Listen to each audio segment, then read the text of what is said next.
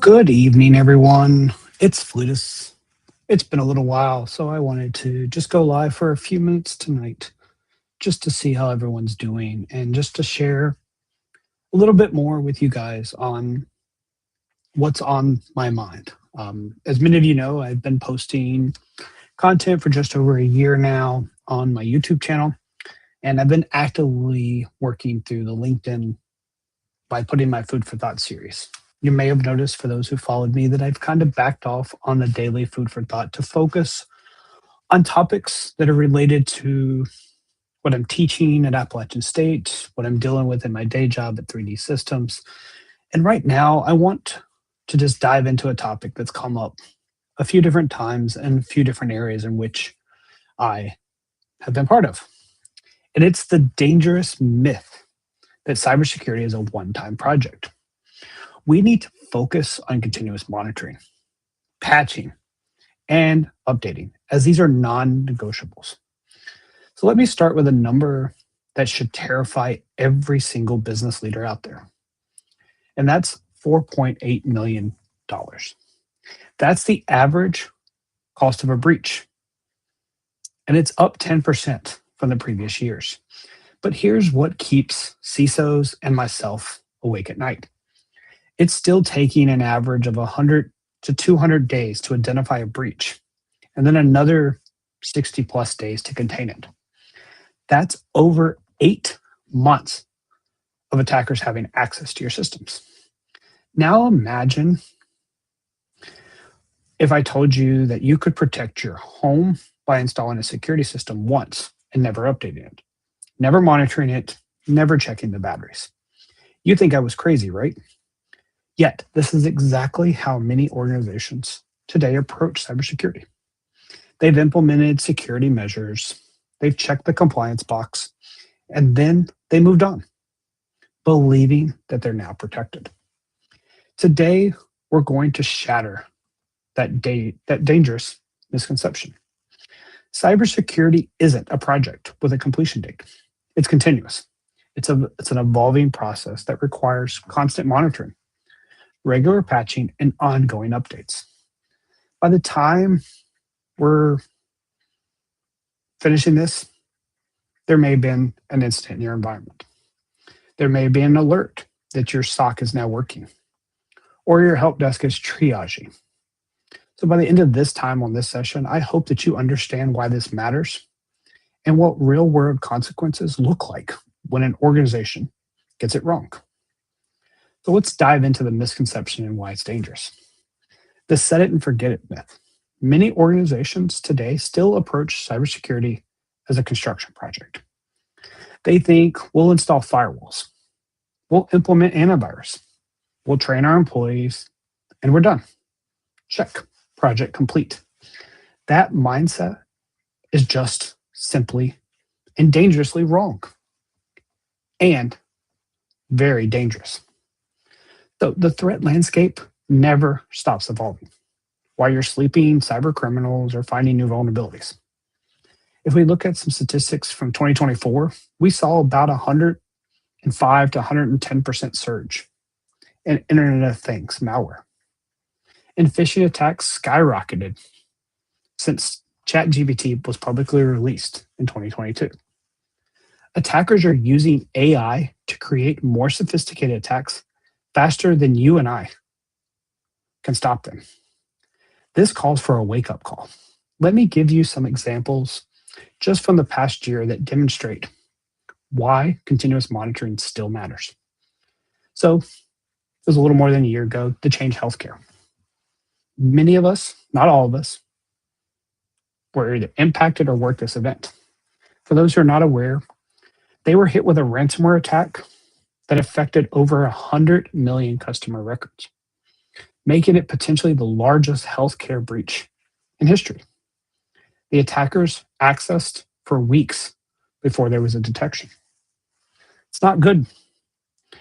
Let's fast forward to April of 24, the national public data.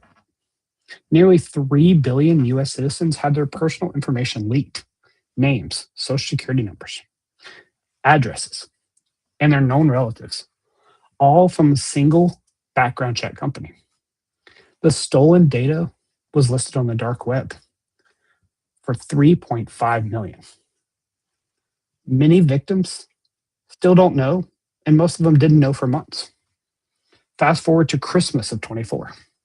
On Christmas Day, of over 360,000 individuals had sensitive information exposed in a LexisNexis breach. When an unauthorized party accessed data through a compromised GitHub account, even data brokers are not safe. And then we look at last year, Coinbase had an incident as well. Insider threats are impacting how you and I interact. So in the Coinbase attack, insider threats from overseas customer support led to a breach affecting close to 70,000 users. The attackers demanded $20 million in extortion. The breach started the day after Christmas on December 26th, but it was not discovered until May of 2025. That's nearly 5 months of undetected access. Do you notice a pattern yet? In every single case, the breach existed for an extended period before there was detection. This is what happens when organizations don't have continuous monitoring in place. So now let's talk about why cybersecurity must be continuous. The numbers don't lie. So again, go back to 2024. Healthcare alone faced over 400 reported cybersecurity incidents. 230 of those were ransomware, and 206 were data breaches. That's more than any other critical infrastructure industry. Healthcare made 592 regulatory filings of reported hacks to the Department of Health and Human Services, impacting close to 260 million Americans. Globally, we're seeing approximately 8 million DDoS attacks in just the first half alone of 2024. And the numbers in 2025 don't look any better as I'm still pulling those together. Russian cyber attacks on Ukraine surged because of the tension by 70% in 24, with over 4,000 incidents. The Chinese groups doubled their cyber attacks on Taiwan to about 2.4 million daily attacks. And the UK National Cybersecurity Center found it a threefold increase in the most significant cyber attacks compared to a previous year. So here's a critical insight. Attacks are happening continuous, 24/7, 365. NetScout, from when I looked at them, recorded that organizations are facing about 1,500 to 1,700 attacks per week. If your security monitoring only happens periodically, say once a quarter or even once a month, you're leaving a massive window of opportunity for attackers. We must implement the 3 pillars of continuous monitoring. Effective cybersecurity requires that we have continuous monitoring. This is real-time observations and analysis of our networks, all of our systems and the applications to help detect against security threats, performance issues, or compliance problems as they're happening.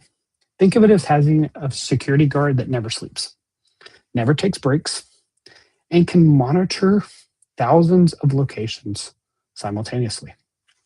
You know that's not possible with a human. But let's play this analogy out. Continuous monitoring provides several critical benefits. The first is early detection, as it helps identify threats in real time rather than days, weeks, or months later. It allows for faster incident response. When you detect a breach in hours instead of months, you can contain it before the massive damage occurs, thus leading to more effective risk management, which is all cybersecurity is really about. We're here to drive down the risk and mitigate as much as possible. Because once you can identify and prioritize security risk, you and your organization can allocate resources efficiently. Effectively, continuous monitoring allows you to comply with regulatory requirements in HIPAA, PCI DSS, GDPR, even NIST 853 explicitly requires continuous monitoring. Organizations using AI-driven continuous monitoring are experiencing significant lower breach costs.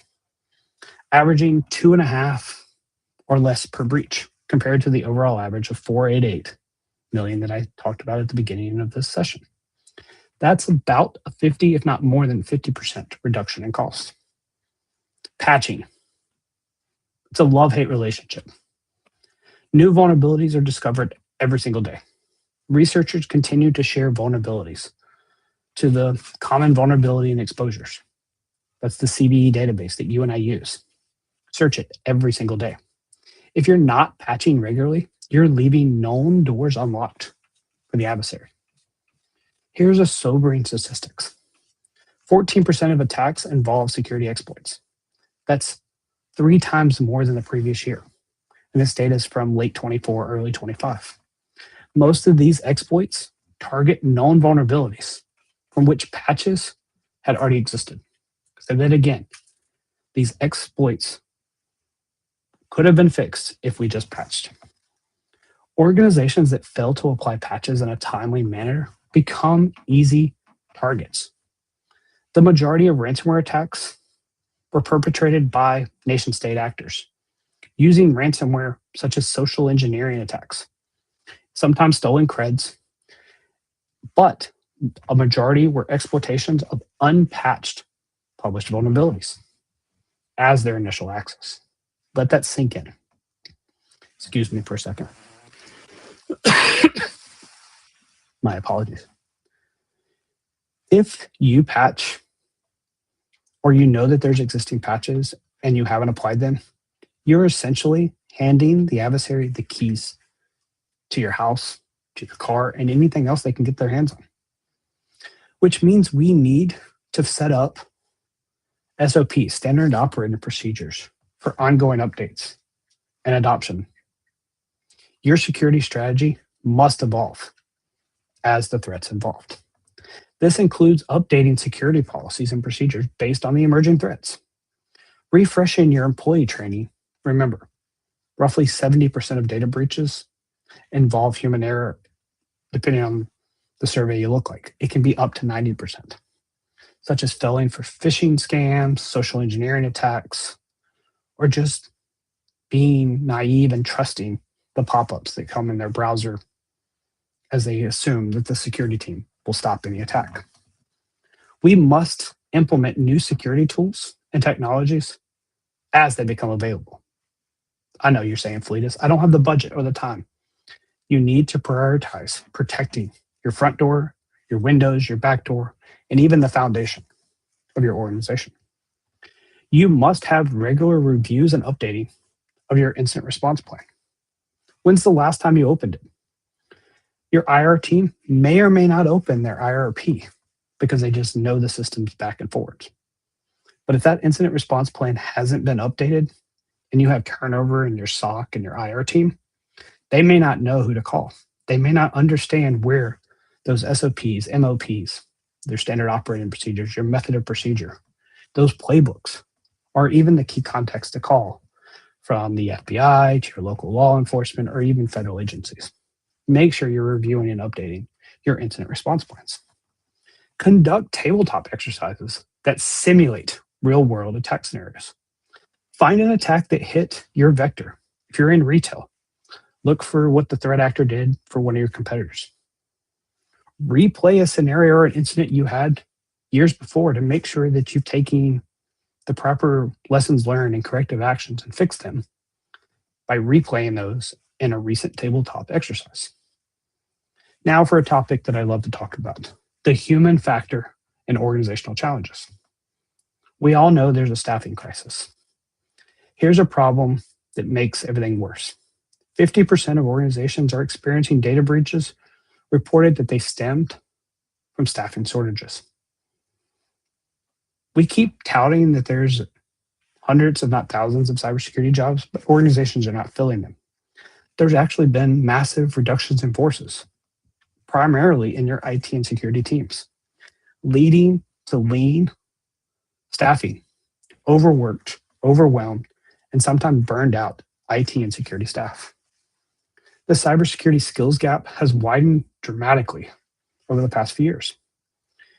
You can have the best monitoring tools in the world, But if you don't have enough trained people to respond to those alerts and manage the systems, you're still just as vulnerable.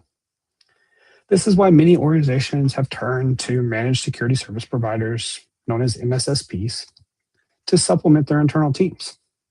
These providers can offer 24/7, 365 monitoring and threat response capabilities that most organizations can't and will not fund in-house. Another problem, this is our third-party risk. Again, from 2024, where I've pulled most of my stats, breaches involving third-party involvement doubled compared to 23.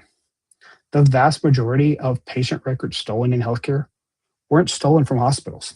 They were stolen from third parties like vendors, business associates, or even cloud service providers. Think about that with me. You can have perfect security practices internally, but if your vendor gets compromised and they have access to your system or your data, you're compromised too. That's exactly what happened within many of the 24 breaches. The Snowflake was one of them.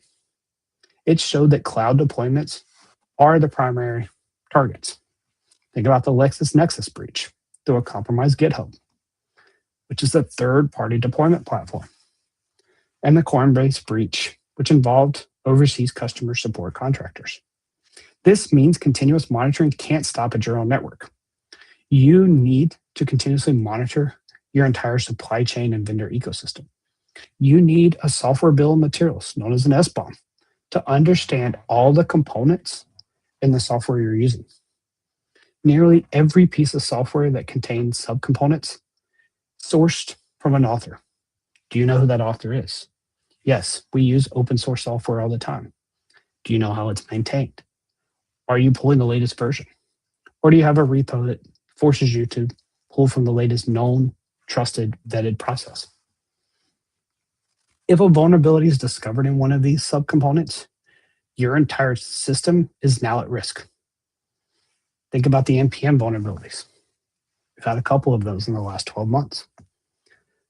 Next, we know that our systems are complex.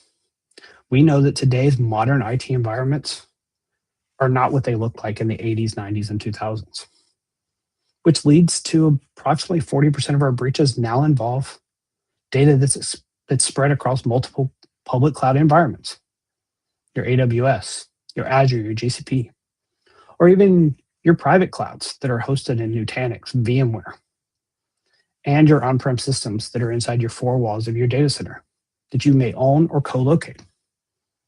These hybrid environments have large digital footprints, averaging over 5 million in recovery cost with an average containment timeline of 200 plus days, almost 300.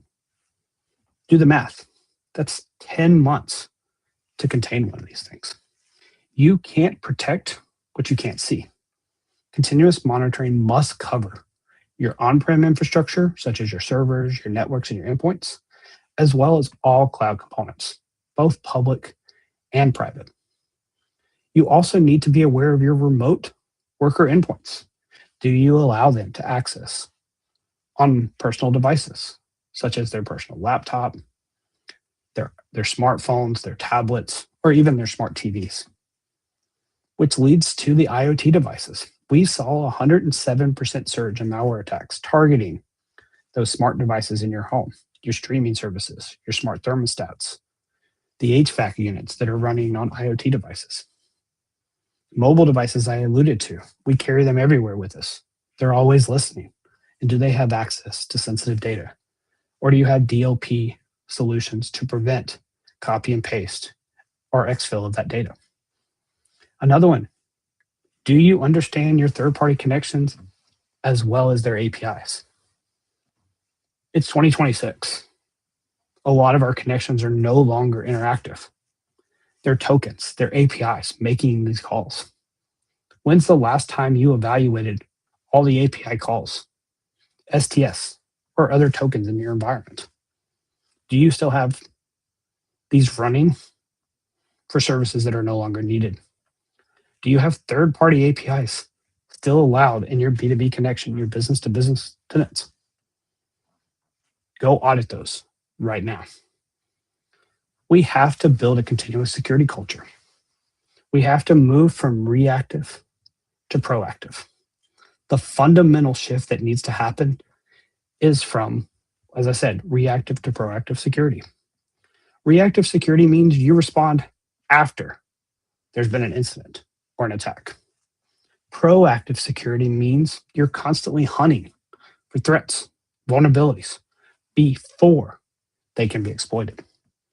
Industry leaders such as ISACs or ISC squared are constantly emphasizing that a robust security posture is required by investing in threat intelligence. Do you have a threat intel platform? Do you have feeds coming in from your local information sharing groups? Do you subscribe to feeds from your security vendors to get real-time threat intelligence that will empower your organization to anticipate and mitigate emerging threats before they strike your environment? We have to cut down the silos in our organizations. Security can't just be the IT department's problem. Everyone from the C-suite to your entry-level employees needs to understand their role in cybersecurity. For people who've known me for a while, I say this all the time. Security is everyone's job. I just happen to have it in my title.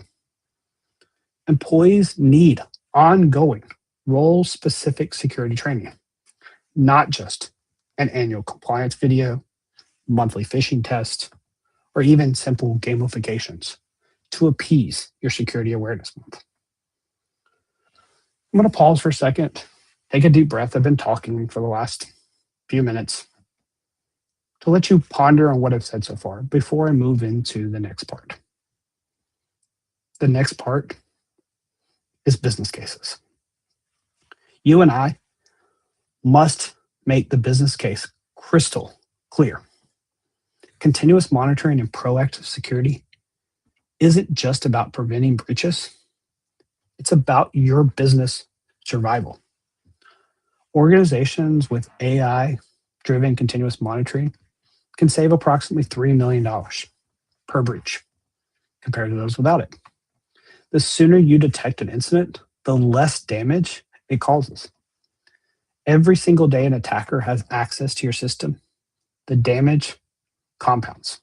Data is exfilled, systems are compromised, and that ransomware is spreading. We have to think past the financial cost and consider all the reputational damage that comes from a breach.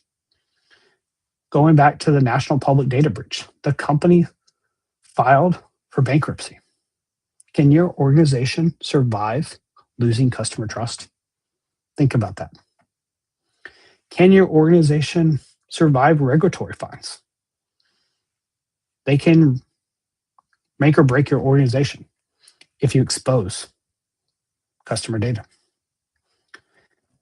The Meta Ireland fine of 91 million euros was the largest GDPR penalty in 2024. I haven't looked what happened in 2025.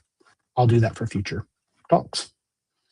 Additionally, going back to the Change Healthcare attack, it disrupted the healthcare delivery for millions of us who live in the US and are Americans. It impacted our prescription processing. It impacted insurance claims. That's not helpful when it comes to the safety, which is the most important thing inside of cybersecurity, is human safety. Think about all the class action lawsuits that are stemmed after a breach. Does your legal team understand these things? Do they know how to handle a breach? Does your attorneys even understand cyber law and cyber requirements? So I've been ranting a little bit. I'll leave you with this. A quote from Eleanor Roosevelt. Learn from your mistakes and the mistakes of others. You can't live long enough to make them all yourself. We've looked at devastating breaches in 24 and 25. The Change Healthcare, the National Public Data, LexisNexis, Coinbase, and a few others. Every single one of those organizations thought they had adequate security. They were wrong because they treated cybersecurity as a project with an endpoint instead of an ongoing process. The threat landscape is constantly evolving. Remember, attackers never sleep. New vulnerabilities emerge daily. AI is making attacks more sophisticated, or at least easier. Your security posture today will be obsolete tomorrow if you're not continuously monitoring, patching, and evolving. Cybersecurity isn't a destination, it's a journey.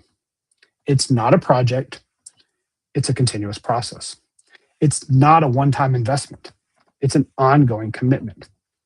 Organizations that understand this and implement continuous security monitoring, regular patching, and ongoing updates will be the ones that survive and thrive in our increasingly digital AI world that we live in today in 26.